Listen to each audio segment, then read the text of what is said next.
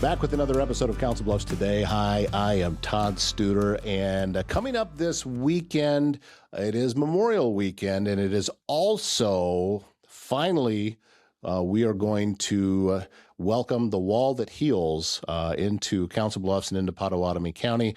Russ Buzalko, you have been doing tremendous work getting all of this together, and I'm sure it probably doesn't feel like it. It probably feels like you just kind of been getting stretched in every direction, huh?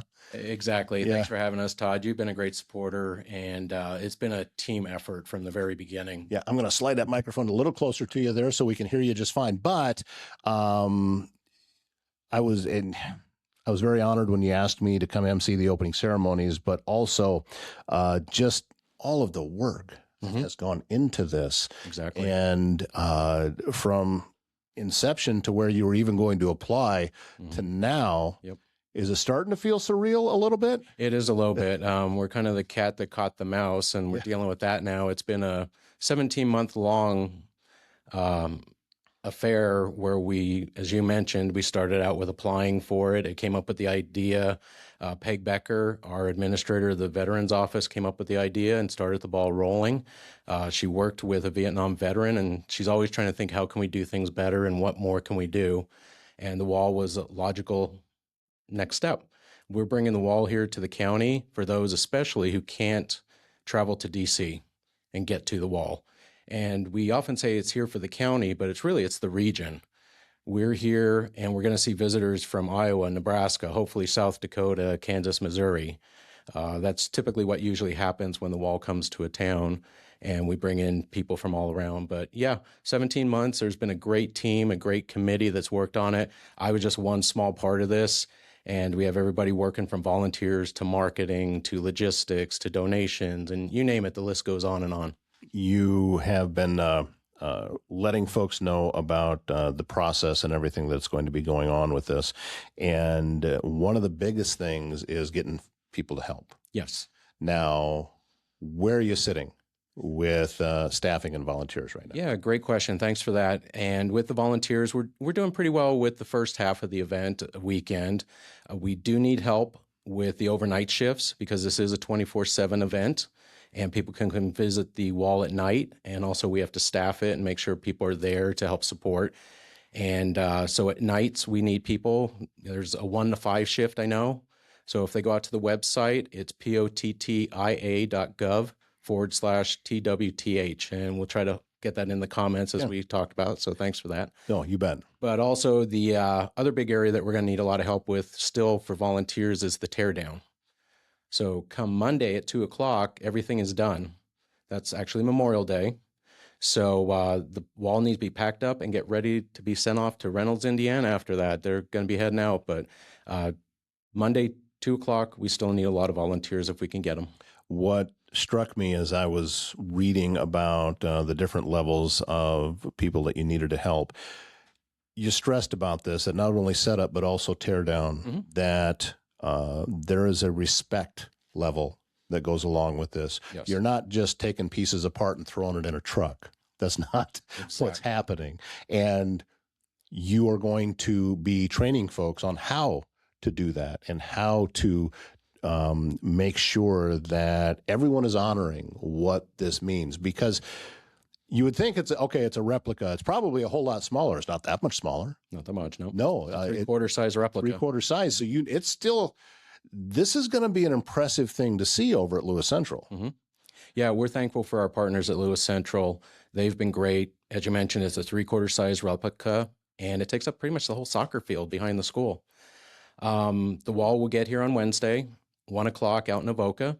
2:00, it's a a kickstand up ceremony. They'll escort it through the county, and that's available on our website for the map. We hope people will be out there to wave the flags and greet the wall as it gets here. That was one thing you didn't have a problem getting anybody to sign up for, right? Didn't that fill up pretty fast? I think that one did, yes.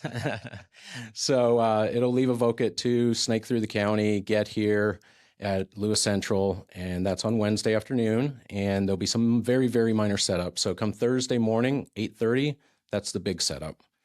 So we need a lot of people. Every panel must be carried by at least 2 individuals because again, we're making sure it doesn't get dropped. It gets the respect that it deserves. It's what's required by the people who actually own the wall, and it just makes sense. So wall gets set up, it takes about 4 hours. Then at, let's see, at 6 o'clock on Thursday night is when the training starts. Everybody wants to make sure that the volunteers who are staffing the wall know what to say, know what to do, know how to greet the people, know how to treat the veterans that are coming. So, yeah, that's kind of where we are with the setup, and then we roll into the ceremonies of the afternoon. So, or excuse me, the whole weekend. So Friday, you're going to be there with us. Yes. We're happy for that. Friday at 5 o'clock is the welcome home ceremony. S&B Country Kennel is the top spot in Southwest Iowa when you need to know your dog will receive only the best. Boarding, daycare, grooming, self-washing, training, and even a membership available to a dog park over an acre in size. S&B Country Kennel also has rescue dogs, so check with them about adoption possibilities. sbcountrykennel.com. That's country spelled with a K. Located just west of I-29 on Bungie Avenue, south of Council Bluffs. Service Master Restore by Schmader knows it can be hard to get things back to normal when you've suffered serious property damage due to flooding, fire, or smoke, and that can oftentimes lead to mold, and you may be left with all sorts of questions about how to get your home or business back to normal. It's easy. You give Cindy Schmader a call with Service Master Restore by Schmader. Her phone number, 402-339-9911. So it's a large event. It's to say welcome home to those who didn't get the proper treatment that they deserved. Okay? And you're going to be our MC. You're going to be great. We're happy to have you. Let's see. Friday night, taps, 8:30. Local musician is playing, and it should be very moving. It's going to be around 8:30 at night. So end the day, show the respect. Saturday, we have a Quilts of Valor ceremony. We got 3 deserving veterans that are getting their quilts. And then again at 8:30, another tap ceremony. So pretty full. But moving into Sunday night is PTSD night, PTSD awareness. We have a speaker from the VA coming in, and one of our county employees will be hosting that one, followed by taps. Then Monday, closing ceremony, 1:15. We have a small Memorial Day ceremony, and then we roll into a closing. And at that point, we have to be done at 2. Like I mentioned, we have to pack up the wall and get it ready for the next site. What's it been like for you working with the organization that is running this thing? It sounds like they do a pretty good job of letting you know specifically about how this is all supposed to go. Yeah, they're very rigorous. They have their policies, procedures. There's training that all the committee members had to go through already to know what's happening, how to deal with it, what to do.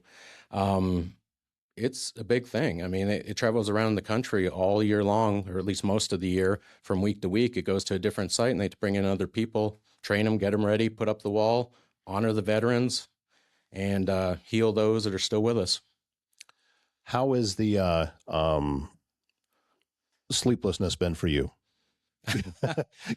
Because the closer we get to this, I'm sure that you are just constantly, okay, this isn't done, and it has to be like just a bombardment at times. I would think I wouldn't be sleeping very well. Yeah, making sure everybody shows up on time, making sure we have everything supported, making sure this becomes a solemn event with the proper dignity that it deserves. That's our ultimate goal. I'm sure all of our committee members are having sleepless nights worrying about making sure we get this right. We want to put Pottawattamie County's best foot forward and do the right thing for the veterans. And I think it's important that we do it now because something that I've noticed, I'll see a veteran wearing a Vietnam veteran hat. These are not young men. No, these are, when you consider it goes back to the 60s, and now we are at 2026, and they were, 19 and 20 years old when they went over there. Exactly. We have veterans into their 80s that are Vietnam veterans, and they need to know that it still matters. And it's important. Very much so. And their health is failing. You hit on all the key parts. And when we were trying to arrange some of the speakers, we wanted Vietnam veterans, but maybe not all of them felt well enough to get up there. So that was a bit of a challenge, and we want to represent them correctly. So we do have one speaker who was a helicopter pilot in Vietnam, and we have another one who was a crew chief on a KC-135 who coincidentally had 4 other family members who served over there, and one is named on the wall. Wow. So we tried to get those connections and make sure do what we could. But you are right. The generation is starting to leave us, unfortunately. It's very sad.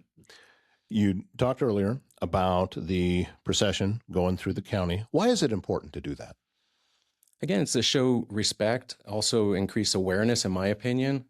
We're purposely going through some of the smaller towns in eastern Pottawattamie County to make sure they get recognized, but then also the wall gets recognized, and maybe those folks will come see the wall while it's here. There's a mobile education center that's involved, so there's information that's going to be shared, also information about the local veterans, the Iowa veterans who fallen during the war.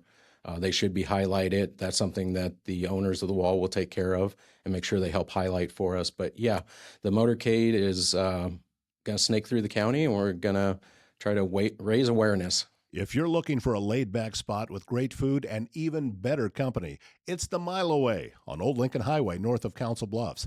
This family-run bar and grill is your go-to for mouth-watering wings, unbeatable weekly specials, and a welcoming atmosphere that feels like home.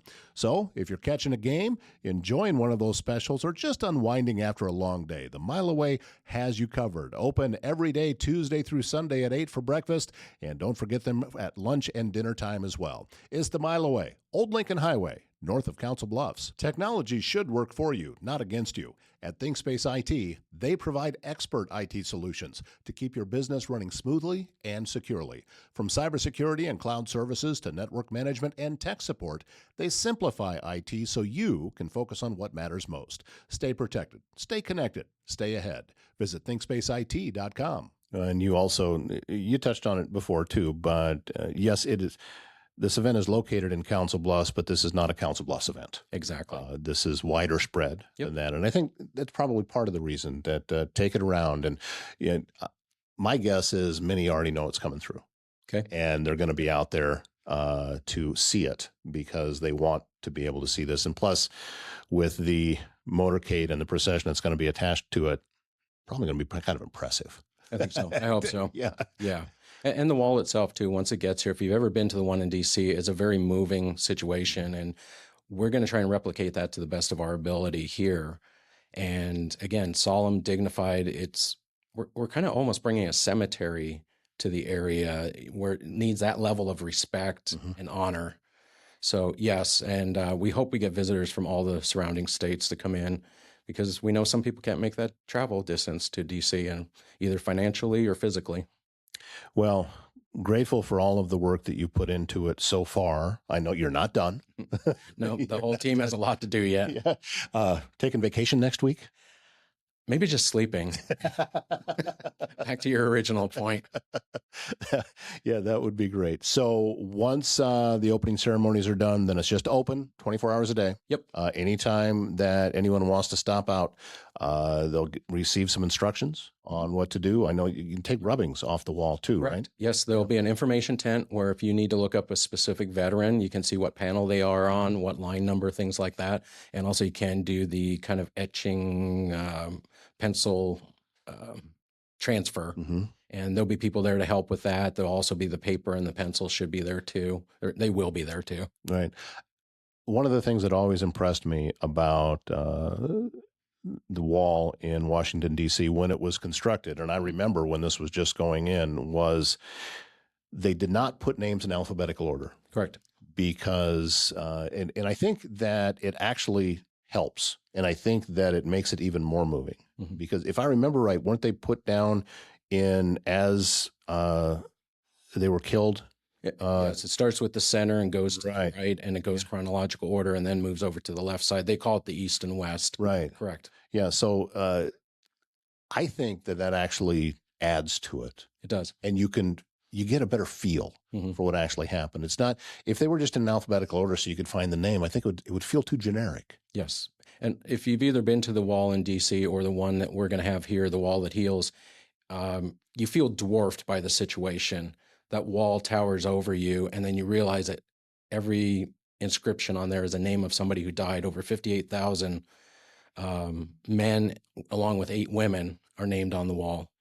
So when you start looking at the magnitude and start realizing what Memorial Day is really supposed to be about, this is what it's about. Remember the fallen, honor them, And as the original proclamation said, it's to pray for peace in whatever religion you belong to. So hopefully we have less fallen in the future. So, Lewis Central, Friday evening, 5 o'clock? Correct. 5 o'clock for the start for the opening ceremony. And if you can't make it to the opening ceremony, or even if you can, come back and take a look and spend some time just being in memoriam as you are walking through everything that's there. I'm looking forward to seeing it. I can't even get it pictured in my head of what this is going to look like. Mm-hmm. And I know that it's going to be pretty powerful. It's going to be, yes. Yeah. Very much so. Grateful for all the work you've done, for your staff, for everyone that's involved with this. It's a big crew. Big crew. Big crew that's making all this come together. And I'm grateful that you took a little bit of time to come over, and because I know you got to carve that out of your schedule to get over here. So Russ Buzalko, thank you so much for being a part of it. Thank you, Todd. And looking forward to seeing you on Friday. And thank you very much for watching this episode of Council Bluffs Today. If you would, please click that like button so more people can see exactly what's going on here in our area and hear the great news that the Wall That Heals is going to be right here in Pottawattamie County and in Council Bluffs at Lewis Central. That wraps up today's show. My name is Todd Studer, and we will see you next time.